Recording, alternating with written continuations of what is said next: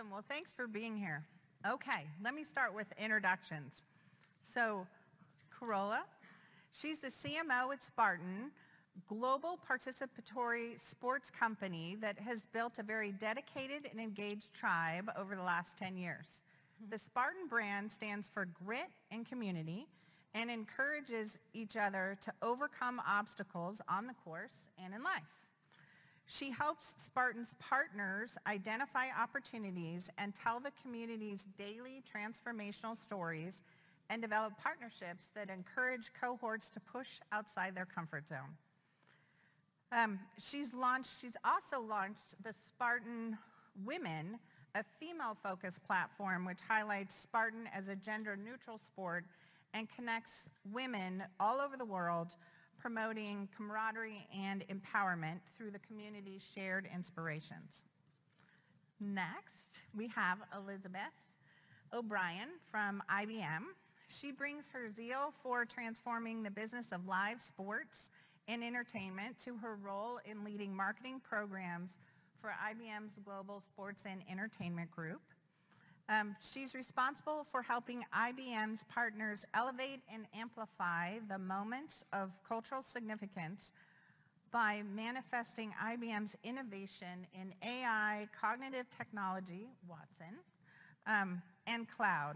Her portfolio includes some amazing iconic brands like the Masters, Wimbledon, US Open, a partnership with Pebble Beach, some fun stuff we're going to talk about on ESPN Fantasy Football, and the Tony Awards. Carrie Tatluck is she's the VP of Global Partnerships at the NBA.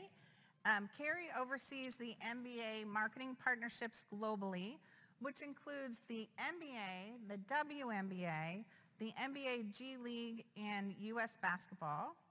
Her group closely partners with developing and integrating season-long marketing partnerships that incorporate multiple league assets, including events, media, content, retail, and promotional platforms. And we're going to talk more about what all that means. So, there is lots of new hardware and technology coming out for teams, leagues, individual athletes that are generating new revenue sources and letting companies think about sponsorship differently. So we're going to talk through some real examples of what that looks like and how how companies are thinking about sponsorship. So, Carrie, we will start with you. Great. Sponsorship of the NBA, it's now over $1 billion. So you've got a lot going on. And there's some interesting new technology relationships. Share with us some of what's going on in that space. Sure. I think I'd probably start with what our approach is. So we don't necessarily have an approach that targets technology companies, but we think about what brands we can work with that is really led by authentic storytelling and innovative ideas. And usually when we achieve those two things, it delivers something really unique for the fan. And that's where our success and where success really lies.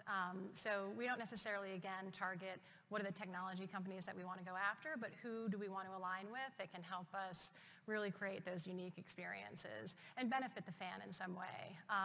One of our core technology partners, not a new partnership necessarily, is SAP. And SAP joined us about 7 years ago when we had data that dated back to 1946, the year that the league was founded, and we had some data and stats on pieces of paper, we had some on computers, it was disparate, it was all over the place, and we used their HANA platform to consolidate all of it so that it was accessible to all of our fans on a real-time basis. And just an example of, our partnerships and sponsorships isn't about aligning with us from a brand perspective only, but really using using technology to help benefit and provide a benefit to our fans. Transitioning to a couple of more current partnerships.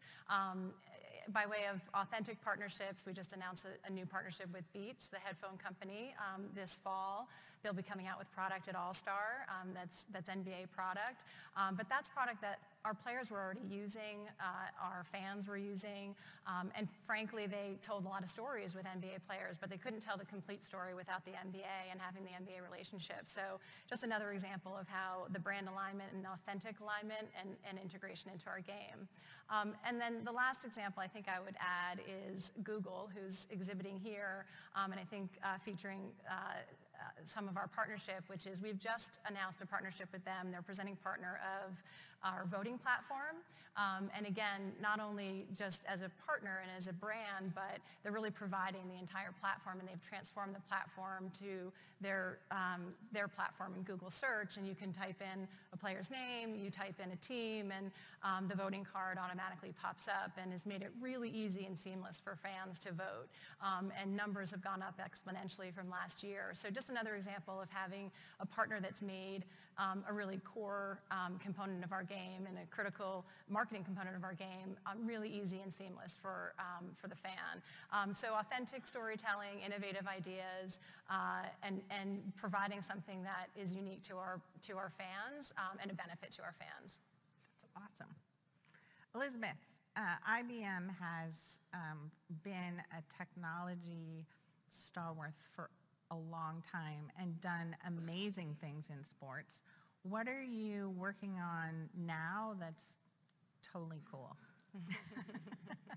It must be top secret because your photo is also. Yeah, that's why I am known as the shadow. Let me build a little bit on what Carrie said, in that our relationships with all of our kind of sponsorships, we call them partnerships. Yeah. And they're really similar to the relationships that we have with our commercial clients, right? So we are first and foremost solving a business problem. There is a brand fit that has to happen, but before we can talk about activation or, cool whiz-bang technology we have, it's what business problem are you trying to solve? So you talked from the other side, from the property side, about things that you wanted to do. You wanted to make voting easier. You wanted to increase voting. So we start with a conversation about what is the business challenge and what is your objective in solving that challenge. And then we figure out, okay, what are the core technologies? What are the things that you can only do with IBM that can help you address that challenge? And those are the technologies that we bring to bear. And then that leads to the authentic storytelling, right? But it really illustrates what our core technologies are, right? So if you ask me what cool things we're doing, it's, our core technologies these days are all around AI and cloud, right? And blockchain.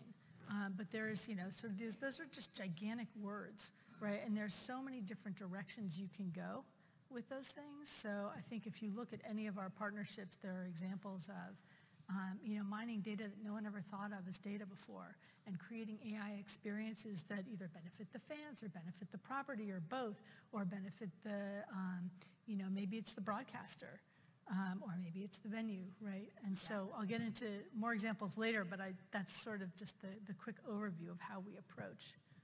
That's awesome. Our partnerships. So at Spartan, one thing that I find really cool is it's so international what you do.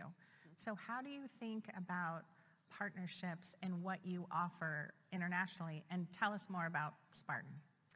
So Spartan started 8 years ago, and we really have grown from one race to 250 races in 42 different countries in 8 years. So a very rapid growth, all really facilitated by telling stories about our customers and by putting the customer first. And I think when we think about sponsorships, we really think about collecting data. We've collected data over the last 8 years, but not in order to partner with somebody, but really to gamify the whole experience. So the whole notion of why we've really benefited from the social trends like social platforms, digital, and then this notion that people want to share their stories, that they really credit that transformation back to Spartan, and they're very open about it. So we've collected not only 30 million pictures of people, so when you do a race, you can then see yourself in action and post that, and that's definitely something that the racers love. We also track all your touch points when you go over an obstacle. So that's something that, then the timing really makes it a sport. And that's very interesting to racers to keep going and benchmark not only against our elites, but against themselves, against the different age groups that we have. So we're using technology to really benefit the customer. And that's then a way for us to bring the customer back. Now, over the 8 years, that has then attracted sponsors that are outside of our sort of more traditional sponsorship, where you have sampling of either food or drinks or sportswear. And we've really been able to branch out to larger sponsors, one of them being Rakuten, which is a technology platform, and Viber, the communications platform. And then we're also looking at financial services companies that we're in NDAs with right now, as well as insurance companies. So they're looking at this really deep integration that you guys were explaining, where they're seeing that we have these 6 million racers that are dedicated. We have over 10,000 people with Spartan tattoos that frankly want to go send us stories every day. So the next level for us, looking at technologies, is really how do we enrich that relationship further, and how do we bring that experience to the benefit of one of the sponsors, but to the world, so that those racers can tell the story, and we in marketing don't have to tell any stories anymore. It's amazing. Not everybody has customers that tattoo themselves. So that's a big deal. Okay, so in the world of sports and entertainment, there is so much that's changing around fan experience and engagement that affects sponsors. How is the sponsorship landscape changing to adapt with all of the new things going on? Who wants to kick that one off? I can jump in. I think from our perspective, sponsors are coming to us now, and they're actually looking for almost like a marketing pitch. So my background is more from the agency side, and what we're finding more and more is that the sponsors are looking at us as a platform that has tremendous content, and they're saying, how do you integrate us in a meaningful way? And I think what we're seeing on the consumer side in our research is that people are saying, we are actually allowing the brand to step into this sort of relationship as long as it adds value. So one of the examples with our 30 million pictures, if we have a sponsor that wants to help us go through all the facial recognition and do this little album, and that would be brought to you by a sponsor, the customer would be delighted. Same with video. We're taking thousands, hundreds of thousands of hours of video. It's very expensive to decode that then and make little videos. If we had a sponsor that would do that, the customer would be delighted because it's adding value. So we really see that the sponsors are coming to us and they're saying, tell us the way we can delight your customer and have authentic storytelling opportunities. And then B, we are leveraging that technology to go back to our customer. And all the research I've done, specifically millennials, which is a big part of our customer base, they want free stuff, and they want sort of free value-add experiences. So as long as the sponsor can make their life better, can make their experience better, it's a win-win situation. So I'll take the opposite end of that, because first of all, we're a B2B company. Yeah. And again, we are the sponsor, not the property. So, it's a different approach, but we've always taken the approach that, like I said before, how can we authentically give you business benefit so that we can then go talk about that business benefit. So one example is a partnership that we launched fully this year with Espn Fantasy Football. Just a show of hands, how many people play fantasy football in here? Okay. So you know that fantasy football has a data problem, right? There's just so much of it, right? So what do? You watch shows, you listen to podcasts, you have a favorite blogger, but there are millions of pieces of content published daily about fantasy football. And so what we did was we worked with the Espn and we said, how can we help people to make better decisions? Not usurping their experts, not usurping their projections, but how do we sort of make them sort of more of an active, take a more active role in the decisions they make? And so, we sort of came to this conclusion. We said, well, fantasy owners have a data problem, just like business owners have a data problem. There's too much data and too little time. So what we did was we took AI and we applied it to understand podcasts, blog posts, videos, so basically written information, visual information, sound information that you don't think of as data because it doesn't fit into a spreadsheet, but that's all data, right? Natural language understanding. And based on what we could understand through AI, we could then layer on an over-under projection. So is a player, ESPN's projection for player X is that they're going to get 22 points this Sunday.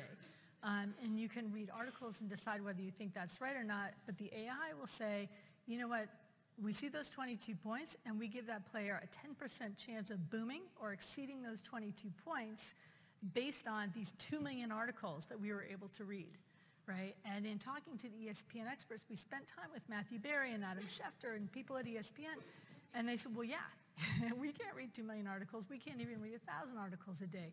So this adds value and it adds depth, right? And gives our fantasy audience a more robust decision-making ability. So I think, what happens is that, fan problems are business problems, right? So if it's a data problem, if it's I'll just give you one more quick example and then I'll be quiet. At the US Open, the first week of the US Open, there's 17 courts of tennis being played for, 14 hours a day, because day session and night session, longer if the matches go longer. You can't possibly watch all of that tennis at once. And there may be 2 of your favorite players playing at the same time. And you might not want to see every second of those matches anyway. But using AI, we're actually able to identify highlights from those matches, right? By listening to the crowd sound, by watching player gestures, by listening to the words and the tone of the commentator on the broadcast, and by watching the point score. So we know that a highlight is more likely to occur on a break point than the first point of a match, right? And putting those into highlights packages that you can say, you know what, Serena Williams is my favorite tennis player. I want to see every highlight from Serena Williams. And by the way, Rafa's playing over there, and I want to see all of his highlights too. You can't watch both matches at the same time. I mean, we can't bend time that way yet. But you can see the highlights from those matches, and you can experience more of what you want and less of what you don't want, kind of using AI. But it's, that's a time and a data problem. Yes.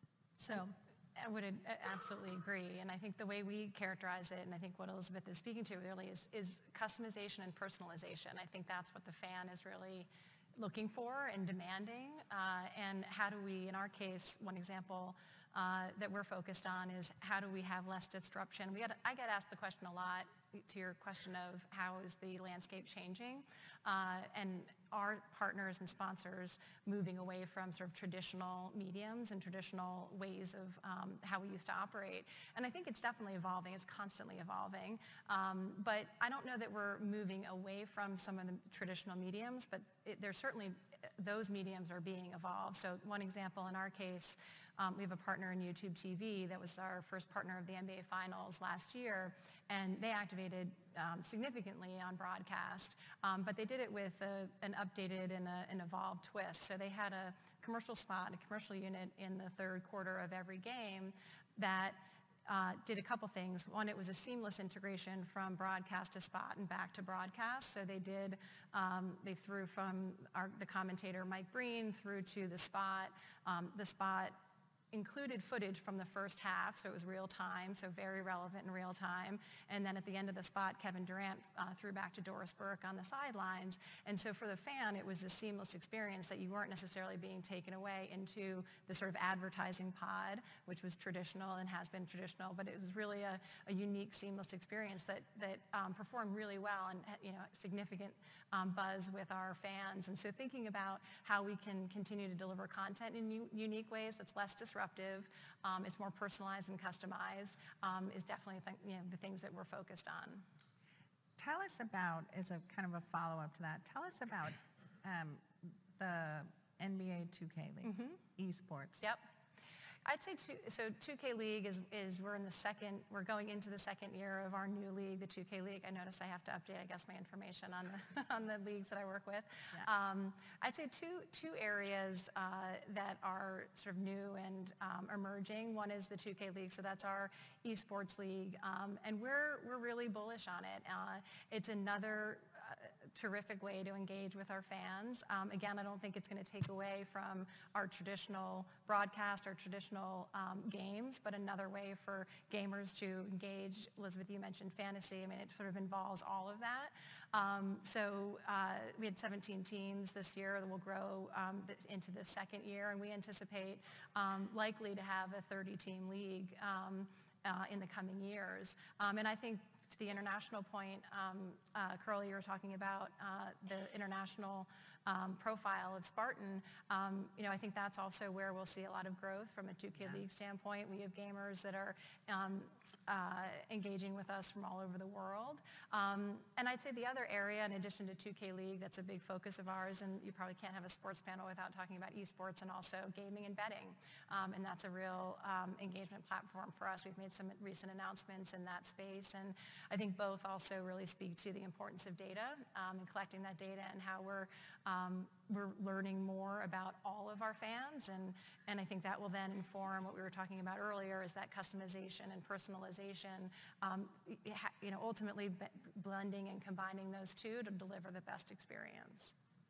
Yeah, I think it's fascinating the way that the NBA looks across all those leagues and incorporates sponsors in that way, because to data and how you can really understand a fan across all the different ways in which they interact with you. It's pretty cool. Absolutely. I mean, clearly you need Watson for some of that. Okay, so the convergence of sport and tech, it's driving next generation viewing, both in the stadium and out in your venues and after. I assume you have lots of engagement after. How do you track what's going on after? How does that look for sponsors? Where do you see engagement changing in that way? Well, your people tattoo themselves. That's one way. They tattoo themselves. They're extremely vocal. So I think we do live streaming. So we have a Facebook live show, and to the technology there, we physically have people, we call them rabbits, run right next to the racers, because you have to go under and over and through very complicated obstacles. So that's always interesting. But we get in the live stream, we get a lot of sentiments from our viewers, what they want to see, what we should change. So we try to be really reactive, because it is a new sport. So we can basically cater to what the customers want. Interesting, showing different terrain, showing different countries. We have world championships, different types of championships of different types of races all over the world, anything from a 3-miler to a 100-miler. So definitely the type of race that you're seeing is different and is very engaging. And then in our case, because the racer is sort of the star, people are very interested in the human interest stories. So we'll really bring those people to life. And both on Espn as well as on Facebook Live, that's really what people want from us. They want to really understand, who's the female athlete, who's the male athlete. They're equally as important. We're a gender-neutral sport, so we really focus on both of those profiles and try to bring that to life. Awesome. For us, I think it will be shocking to everyone that IBM measures everything, 1,000 different ways, right? And so traditionally our partnerships have been very event-focused, right? So, it's the Masters, it's the US Open. That's starting to change, right? So fantasy football was a 17-week program. I definitely needed a break over the holidays. But, it's a different kind of a model, right, where we're measuring in real time for 17 weeks. I would imagine you know a lot about that. And so, but we're also looking at expanding, using technology to expand some of our existing relationships too. So we have a new relationship with Pebble Beach, right? That's year-round, right? And we're measuring month to month, week to week, we're measuring constantly engagement on something like that. But one example of taking what was a discrete relationship with the USTA at the US Open, we've now expanded that to a year-round relationship. It's not around the US Open specifically, but it's around helping the USTA to develop the pipeline of players coming into the US Open. So we've taken a lot of the same technology that I talked about before. We're using AI to watch, to recognize video, to recognize movement and recognize tendencies that are not necessarily numbers you put on a spreadsheet, but it's video information, sound information, gesture information, and apply it to the player development pipeline. So tennis, by definition, is a distributed sport. People are playing matches all over the world at any given time, right? I mean, they come together at tournaments, but when you're talking about sort of more junior players, they're really all over the place.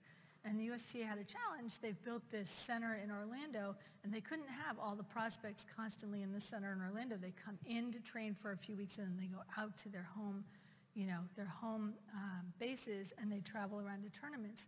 Well, using video, we can actually enable the USTA to watch all of those players and see how they're doing, see what their tendencies are, and identify sort of a much greater pipeline of players coming up, and then they can go and address them, and they can work with their coaches. And so that's sort of a global, year-round, different application of very similar technology to what we're applying for 2 weeks, right? So we're seeing sort of, less discrete activations now. We're seeing sort of, I think your mind kind of explodes if you think about all the things you can do with technology.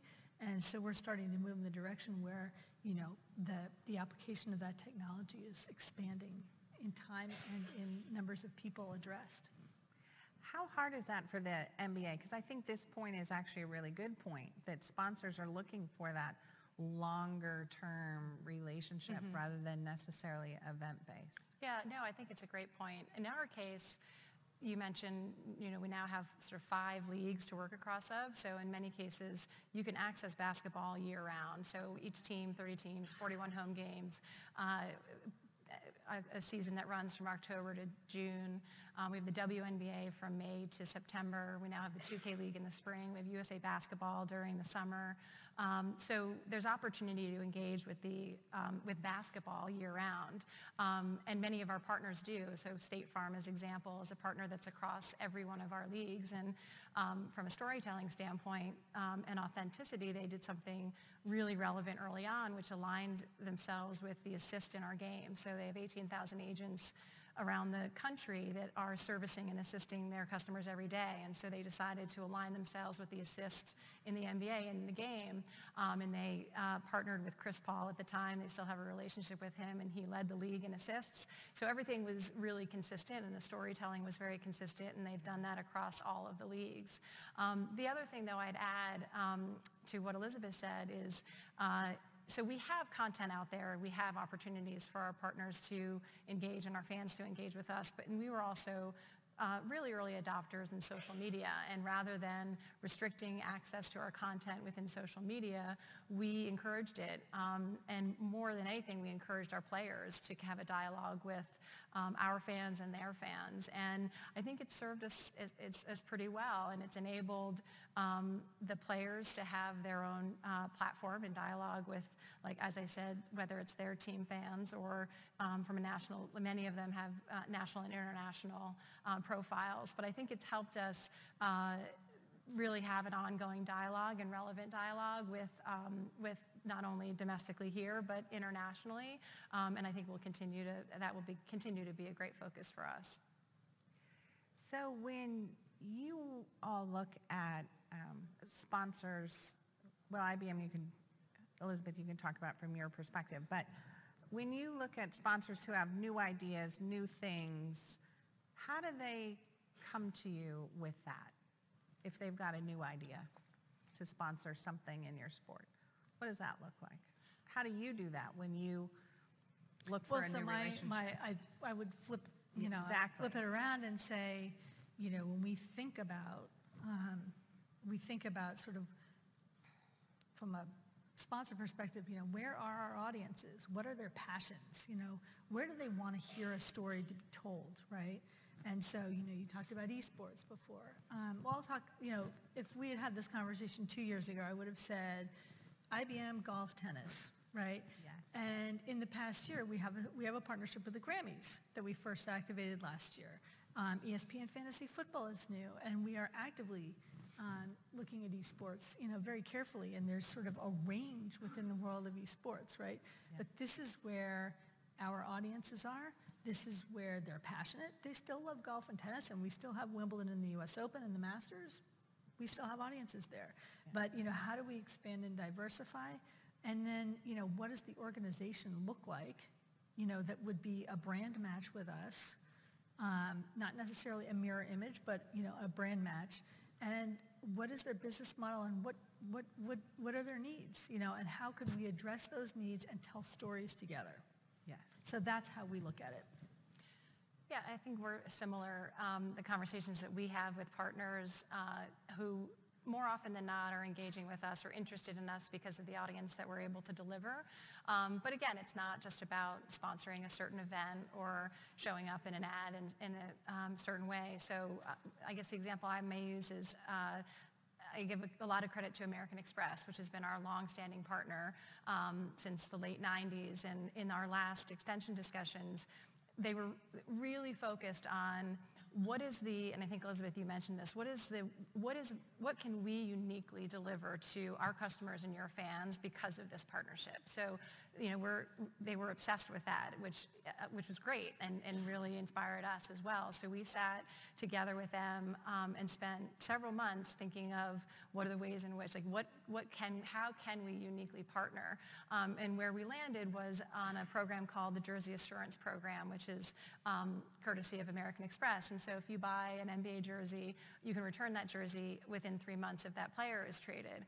If you buy that jersey with an American Express card, you actually get a year to return that jersey. And with trades coming, you know, trade deadlines coming up, that's a huge benefit to our fans and really relevant. And they and it's performed really well. And again, it's something unique that only American Express and the NBA together and that partnership can deliver to a fan. So I think that's where sort of the magic happens, is when you're able to unlock something like that that is truly unique between the brand and the partner and the property is when that, like I said, is, you know, makes it really special. Yeah, from my perspective, I think so. Brands come to us with ideas, and I like to go back to where Elizabeth started. We always look at the KPIs and, like, what is your brand? What's sort of the business problem or the opportunity, and what can a disruptor brand like Spartan bring to the table? So, you know, where do you want to go? What audience do you want to target? And how can we really help you get there? And I think we outline that and then look at all of our properties. So we have a lot of different things that we're doing, from nutrition to training to, you know, podcasts around all those content. So we have a lot of ways of delivering messages to our fans and our followers.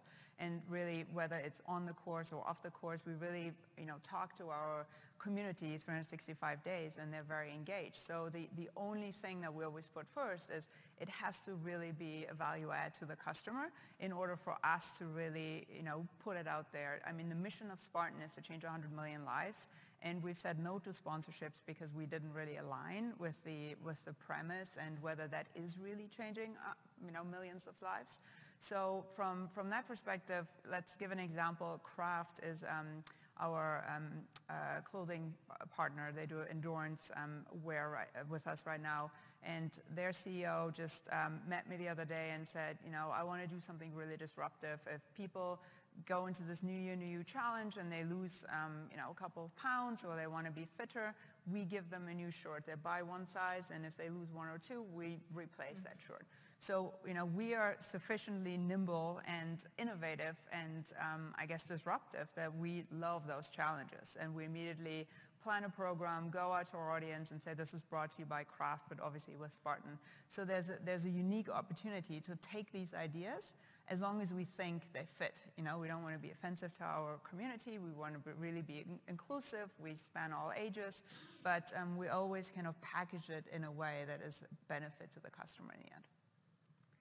So right outside the store is awesome technology, new stuff coming. What's new and exciting that you can see for your company? And, you know, think out a couple of years. What does that look like? New things, new cool thing, what's next?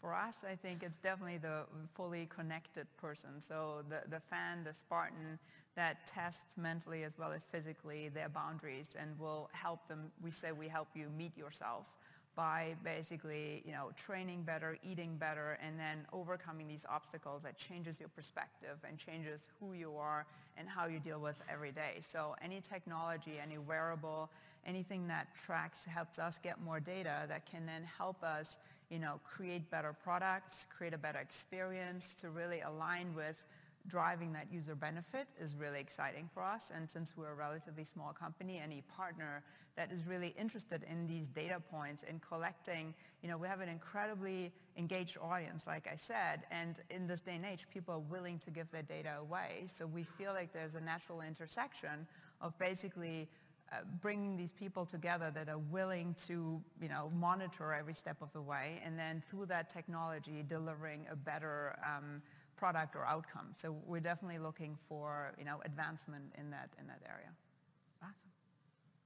What are you doing? IBM's doing something amazing. Tell us. So, well, a whole session on IBM research would be something completely different. But, it's information from unexpected or, not previously considered sources. Yeah. And using that information in a way that frees up experts to do what only they can do best, right? There's so much time spent on, on data, on information.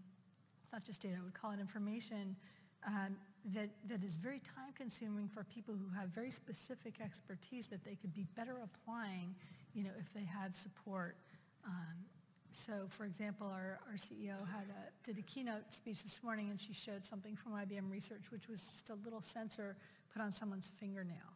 And based on reading someone's fingernail, they can tell a lot about that person's nutrition, about their health. They can, they will be able to predict, potential disease risk, things like that. So it's information, whether it's something like that on your fingernail, or whether it's, better understanding video, or better understanding facial expressions, not facial recognition, but expressions, right? Or better understanding sound.